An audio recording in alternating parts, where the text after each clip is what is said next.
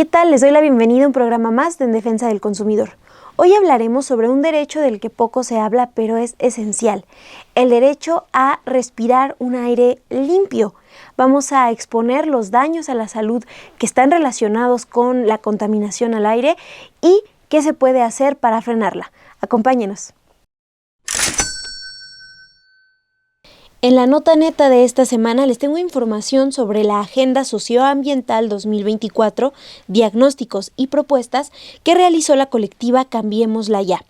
A pesar de los avances al sector ambiental, quedan muchos pendientes. Esto fue lo que concluyó esta agenda. El diario digital Contralínea entrevistó a la activista Cecilia Navarro. Ella reconoció que la presidenta electa Claudia Sheinbaum deberá fortalecer las instituciones responsables de la gestión ambiental. La activista expuso, por ejemplo, que el sector socioambiental tuvo avances importantes en el sexenio actual, como la promulgación de la ley minera y los decretos presidenciales para impulsar la agroecología, pero quedaron problemas sin resolver, como la disminución de la pesca, la crisis hídrica y la deforestación. También indicó que la administración del presidente López Obrador recibió un sector ambiental con ecosistemas profundamente degradados y con leyes hechas a modo para beneficiar a los intereses privados. Como ejemplo, mencionó el Plan Hídrico 2024, que fue obstaculizado por grupos favorables a los intereses corporativos que defiende la Comisión Nacional del Agua, es decir, la CONAGUA, y sus aliados en el Congreso. Hablemos ahora del problema de la contaminación del aire, un problema silencioso, a veces invisible, pero que cada año produce la muerte prematura de millones de personas en el mundo. ¿Por qué es importante garantizar el aire limpio? Bueno, respirar aire contaminado provoca daños alarmantes a nuestra salud. Según organismos internacionales, es una de las principales causas de enfermedades y mortalidad en todo el mundo. Por ejemplo, el Centro Mario Molina señala que la exposición a concentraciones excesivas de contaminantes atmosféricos está entre los 15 primeros factores de riesgo a la salud en México. A pesar de ser un derecho tan importante como el acceso al agua o el acceso a una alimentación saludable, el derecho a respirar aire puro no recibe la atención que merece. De ahí que en el 2019 la Asamblea General de las Naciones Unidas designó el 7 de septiembre como el Día Internacional del Aire Limpio por un Cielo Azul.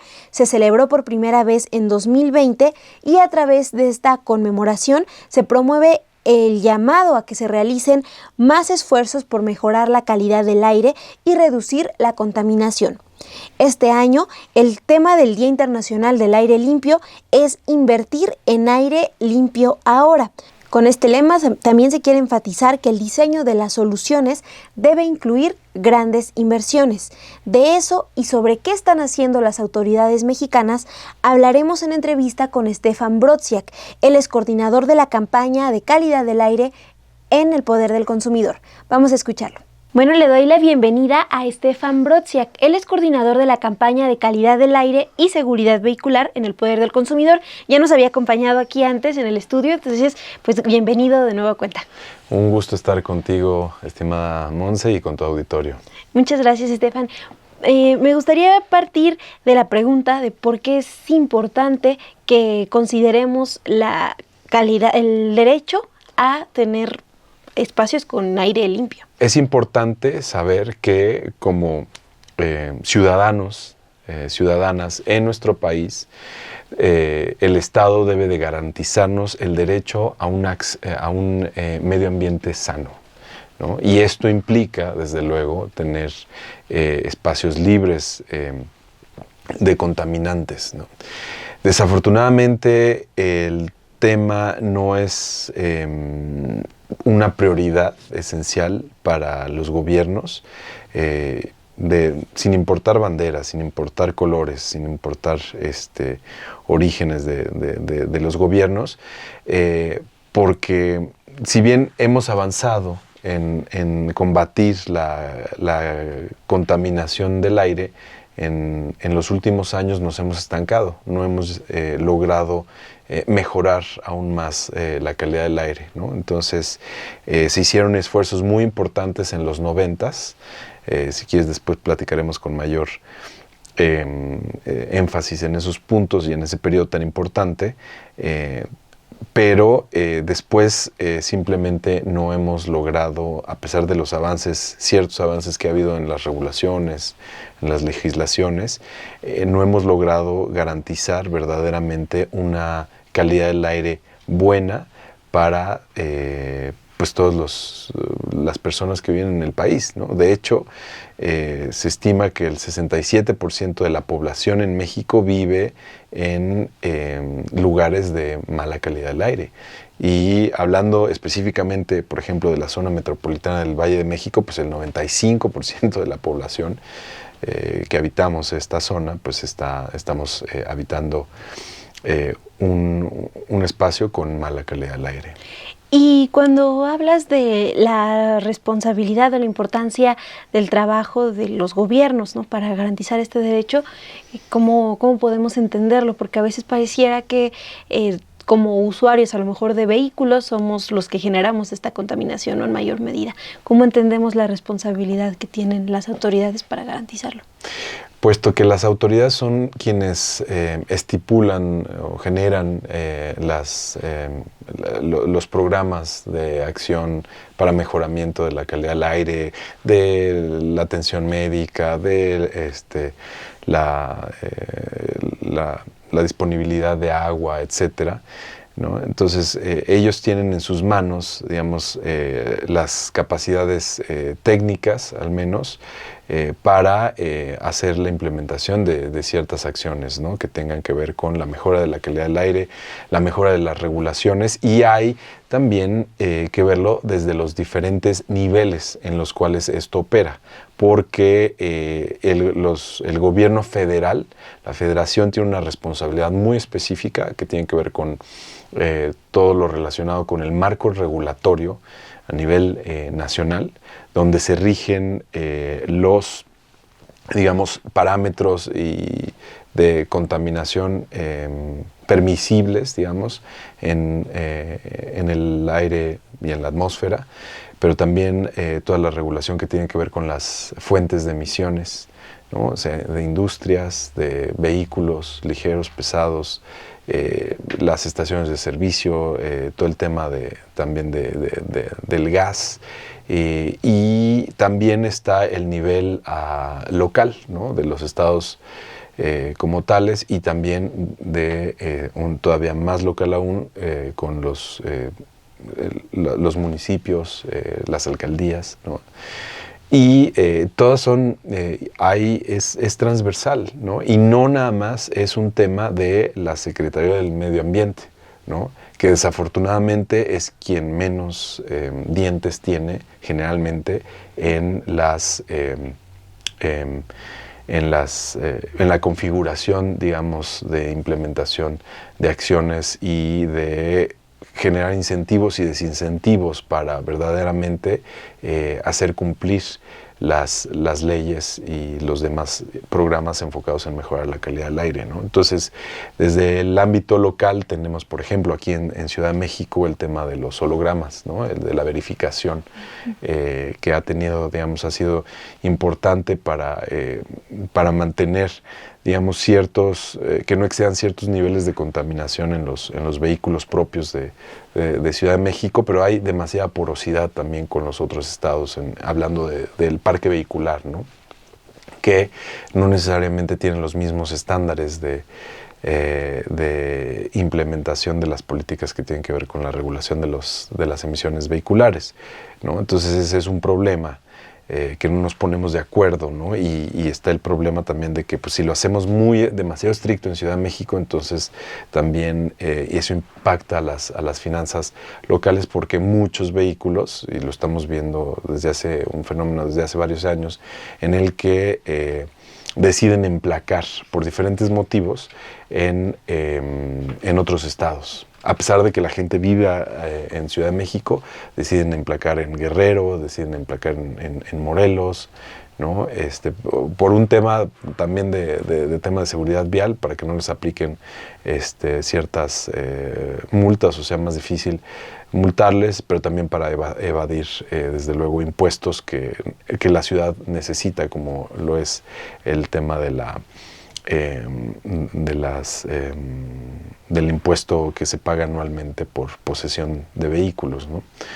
La tenencia. Uh-huh. Entonces, esas es, digamos, las complejidades que existen en el tema. Ahora, los vehículos sí son una parte considerablemente importante dentro de toda la contaminación del aire, pero no son los únicos, ¿no? También están todo lo que tiene que ver con las instalaciones de gas en las ciudades, en el país en general, porque estas también son emisoras de ciertos contaminantes que en condiciones de calor y de estabilidad atmosférica y de radiación solar, pues producen el ozono a nivel troposférico, es decir, a nivel de superficie, que pues tiene sus impactos en la salud muy severos, ¿no?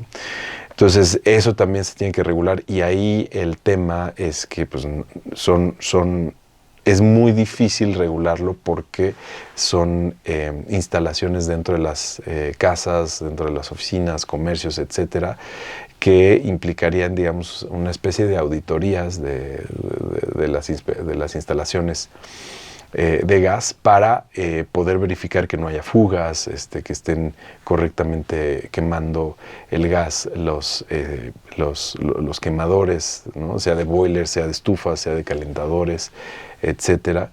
Entonces, ese es un tema que, como es tan disperso, es muy difícil de regularlo. Y también, muy importante, empezar a pensar en transiciones tecnológicas, ¿no? Para, en vez de, por ejemplo, utilizar estufas de gas, utilizar estufas eléctricas, en particular las de inducción magnética, que a nivel térmico son las más eficientes en el consumo de energía. Entonces, y no tienen emisiones, al menos in situ, y también reducir las necesidades de movilidad de las personas, lo cual también mejora la calidad del aire al pues reducir el uso del auto, ¿no? O la saturación del transporte público, ¿no? Etcétera. Entonces, ese tipo de regulaciones y políticas y programas se necesitan, pero volviendo al tema de la expansión y digamos la geometría de las ciudades en nuestro país, deberíamos de aprovechar lo planas que son, ¿no? O sea, aprovechar lo mal que se ha hecho para utilizar todas las superficies de las azoteas para capturar ya sea la energía térmica del sol o la energía fotovoltaica, ¿no? Con paneles solares o bien calentadores solares, para ayudarnos a reducir este tipo de emisiones basadas o que se desprenden, digamos, del uso del gas, ¿no? En particular, o de la leña en el peor de los casos, ¿no? Que son algunos hogares que desafortunadamente necesitan todavía utilizar biomasa para la combustión, para la calefacción, para la cocción. Es un problema multifactorial que cruza muchas áreas, por eso hago esta puntuación sobre la falta de alcance que tienen las secretarías del medio ambiente estatales y la Secretaría del Medio Ambiente a nivel federal para verdaderamente abordar la complejidad del tema de la calidad del aire, porque también está involucrado ahí el desarrollo urbano, está involucrado el avance tecnológico, ¿no? La penetración de las tecnologías que tenemos y que usamos, ¿no? Está involucrado también las prácticas que tenemos como personas usuarias del transporte, sea transporte público, privado, de la forma en que cocinamos, consumimos, todo esto tiene un serio impacto, incluso hasta lo que comemos tiene un serio impacto en en la calidad del aire y también en los sistemas climáticos de la Tierra, ¿no? Pues es que muchas veces cuando llegan gobiernos, pues no están sensibilizados o las acciones que se necesitan tienen un altísimo costo político para quienes están desempeñando sus funciones de operadores, de gestores de los sistemas que tienen que ver con el monitoreo atmosférico, con las regulaciones que se van a implementar, es decir, todos los funcionarios públicos involucrados en la materia, ¿no? Porque sí, ya llegamos a un punto donde mejorar la calidad del aire ya se vuelve cada vez más costoso. Los peores años de calidad del aire, al menos en la zona metropolitana de Ciudad de México, fueron los años 90, 91, 92, en donde las concentraciones de los contaminantes del aire eran altísimas. Estamos hablando de ozono, estamos hablando de material particulado, estamos hablando de dióxido de azufre, estamos hablando de dióxido de nitrógeno, de monóxido de carbono, etcétera. Eran altísimos, altísimos, y eso tenía que ver con el tipo de combustible que teníamos y el tipo de tratamiento de los gases o falta de tratamiento de los gases emitidos por los motores de combustión interna, es decir, por los vehículos, ¿no? Teníamos, hablando de las gasolinas que teníamos en ese entonces, tenían plomo, tenían tetretilo de plomo. Entonces este era uno de los contaminantes también muy peligrosos para la salud humana y el medio ambiente. Y eso, después de muchísimas luchas, desde los 50, 60, se pudo finalmente reconocer el impacto que tiene el plomo en las gasolinas en la salud humana, y finalmente se pudo, digamos, avanzar en quitar el plomo y hacer este acuerdo en México, pero también mundial, para ya dejar de usar plomo en las gasolinas, porque era muy dañino, ¿no? Esa es una.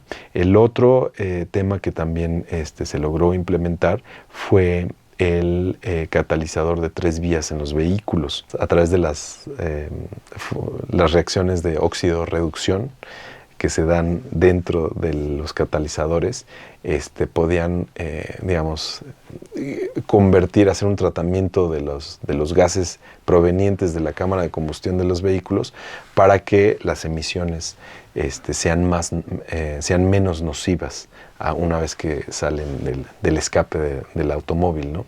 Entonces se incorporó eso, y eso ayudó dramáticamente a reducir la contaminación en las ciudades mexicanas. Estoy hablando en todo el país, ¿no? Pero donde más lo pudimos observar es en Ciudad de México, en el Valle de México. ¿Por qué?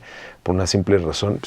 Tenemos una de las mejores redes de monitoreo atmosférico de América Latina en la zona metropolitana del Valle de México. Y desde entonces para acá, ¿en qué posición estamos ahora, no? ¿Seguimos siendo de las ciudades más contaminadas del mundo, o pues todavía sí hay ciertos avances? No, sí, o sea, sí. O sea, México ya quedó muy lejos de ser uno de los países con mayor contaminación del aire, ¿no? Muy lejos. O sea, hay ciudades en China, ciudades en India, ciudades en Asia y en partes de África que están extremadamente contaminadas a nivel del aire, ¿no? Entonces, y con unos niveles, pues sí, que nosotros quizás ni siquiera en los 90 experimentamos, ¿no? Entonces estamos ya afortunadamente lejos de ser una de las ciudades más contaminadas del mundo, pero no quiere decir que tengamos buena calidad del aire, ¿no? O sea, de hecho, por ejemplo, en 2019 tuvimos 0 días de buena calidad del aire, ¿no? En el Valle de México, ¿no? Y, o sea, año con año siempre incumplimos con las normativas de concentración de contaminantes en el aire, la Ciudad de México. Bueno, no solamente la Ciudad de México, o sea, es la Ciudad de México, en la zona metropolitana del Valle de Toluca, zona metropolitana del área de Monterrey, zona metropolitana de Guadalajara, Puebla, en fin, las grandes capitales casi siempre, o sea, ninguna se salva. Por ahí Veracruz se salva en algunos contaminantes, se salva de este incumplimiento de las regulaciones de concentraciones de contaminantes en la atmósfera, ¿no? Entonces, o sea, de cajón estamos reprobados, ¿no? E incluso más aún porque estas normas de concentraciones pues son progresivas, no es que sean estáticas.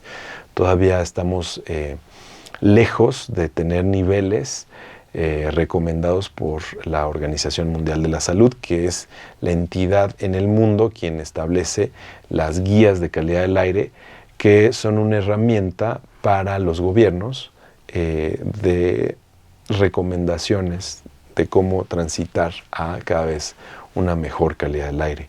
Entonces, nos hemos ido mejorando desde los 90, desde inicios de los 90, sí llegamos a mejorar hasta 2010, 2011, 2012, y ya a partir de ahí se estancó, digamos, la mejora y ya no hemos, o sea, lo que nos queda ahora es invertir muchísimo más y cambiar muchos paradigmas de movilidad, de vivienda, de política de trabajo, de paradigmas tecnológicos también. No estoy así hablando de tecnologías que no existen, sino tecnologías que ya existen, pero que no hemos adoptado por inercias administrativas y políticas, ¿no? Entonces esto pues tiene que cambiar. Lo malo de esto es que es como una pandemia silenciosa, porque cada año se estima que en nuestro país mueren alrededor de 48,000 personas. Déjame repetir el número porque es impresionante. 48,000 personas mueren cada año en nuestro país por mala calidad del aire. Tanto a nivel exterior, calidad del aire en el exterior, como calidad del aire dentro de los hogares. No estoy hablando así para que no se crea que estoy en un sesgo de solo contra las ciudades y solo contra los coches y las industrias. No, también dentro de las casas existen malas prácticas o hay por diversas razones, ¿no? Desde por temas de ingresos, de falta de educación, de marginalización, de inequidad, desigualdad, etcétera, ¿no? También existen esas razones concomitantes a el tema de la calidad del aire, ¿no? Entonces, cada año mueren 48,000 personas en nuestro país y desafortunadamente no están visibilizadas. Estamos poniendo en riesgo a la población actual, a las futuras generaciones, y no solamente una afectación a las personas, también es una afectación al medio ambiente y una afectación a la biodiversidad. O sea, la mala calidad del aire no solo afecta a los seres humanos, afecta a todos los animales, ¿no? Animales humanos también, porque somos animales, y afecta a los ecosistemas. Y afectando a los ecosistemas también afecta, por ejemplo, la agricultura, ¿no? Bajan los rendimientos de las cosechas. A eso iba a preguntarte, ¿son muertes asociadas a la mala calidad del aire por enfermedades en los pulmones, en las vías respiratorias, todo eso? Bueno, sí, esa es una, pero ahí no termina el problema.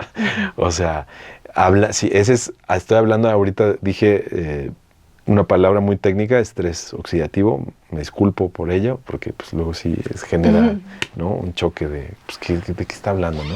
Pero es basado en las reacciones que tiene nuestro cuerpo ante el ozono. El ozono, no el de la estratosfera, el de la capa de ozono, que ese sí es el ozono, digamos, bueno, porque deflecta los rayos UV. y permite, básicamente permite la vida en la Tierra, sino el ozono que platicábamos al inicio, el ozono troposférico, el ozono a nivel de la superficie que irrita nuestras vías respiratorias, o sea, agrava el asma, agrava la enfermedad pulmonar crónica obstructiva, ¿no? Agrava todas estas, la inflamación de los ojos, etcétera, todas estas digamos, respuestas del cuerpo, ¿no? Pero ese solo del ozono. Uh-huh. También tenemos el material particulado, que ese es de los contaminantes más agresivos que tenemos, sobre todo en las fracciones más finas. Normalmente digamos, en la gestión de la calidad del aire se tienen dos fracciones del radio, lo que se conoce como el radio aerodinámico de las moléculas, que es material particulado de radio aerodinámico de 10 micras. Estamos hablando de 70 veces más pequeño que el grosor de un cabello, ¿no? O 2.5 micras, que es todavía más pequeño, y entre más pequeño sea la fracción del material particulado del cual estamos hablando, más profundo entra en nuestro sistema. Entonces no hay límite para una partícula ultra fina, no hay límite a donde se pueda ir dentro del cuerpo. Y lo peor de esto es que con el tiempo, si uno está viviendo de forma crónica una exposición a elevadas concentraciones de material particulado ultra fino, pues esto se tiende a acumular. Uh-huh. Y con ese acumulamiento de material particulado, pues se generan diferentes tipos de padecimientos y últimamente la muerte, ¿no? O sea, puede llegar a generar cáncer de hígado, de colon, enfermedades del corazón, Alzheimer, bajo peso al nacer, diabetes mellitus, en fin, una serie de padecimientos que tú dices, pues, ¿cómo está esto relacionado? O sea, en apariencia no tiene ninguna relación la diabetes con la calidad del aire, en apariencia, ¿no? Pero ya te metes a estudiar, ves lo que los científicos, los expertos en salud y en salud medioambiental particularmente, han encontrado, y pues ahí está la relación, ¿no? Estaba yo revisando la Ley General de Salud y desde luego tiene un apartado donde el Sistema Nacional de Salud, que está conformado por las dependencias de salud a todo nivel, local y federal, uh-huh. También como parte de su ámbito de influencia está el procurar o sea, un medio ambiente limpio, digamos, sanitariamente, para reducir la exposición a contaminantes ambientales, ¿no? Y ahí estamos hablando suelos, estamos hablando aire, estamos hablando agua, ¿no? Entonces tiene ahí una responsabilidad, ¿no? Y sí, o sea, por ejemplo, las normas reguladas que tienen que ver con los límites permisibles de contaminantes atmosféricos, sí están reguladas por la COFEPRIS, ¿no? Por la Secretaría de Salud. En ese punto sí están ahí metidas, pero al momento de pasar a la implementación, ahí como que ya sueltan la batuta y dicen, no, pues ya te toca a ti, Secretaría del Medio Ambiente, Secretaría de Energía, Secretaría de Economía, ¿no?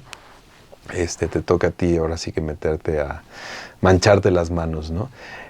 Y pues a nosotros nos gustaría que la Secretaría de Salud estuviera más involucrada, porque tienen grandes especialistas, grandes personas especialistas, estuviera involucrada más en la toma de decisiones para la mejora de las regulaciones y políticas para procurar el derecho a un medio ambiente sano, que eso está en el artículo 4 de nuestra Constitución, que es un derecho pues, que el Estado debía ser garante de tal derecho. Sin embargo, pues estamos todavía bastante lejos en nuestro país de poder disfrutar de una calidad del aire que permita el desarrollo pleno de nuestras funciones a cabalidad.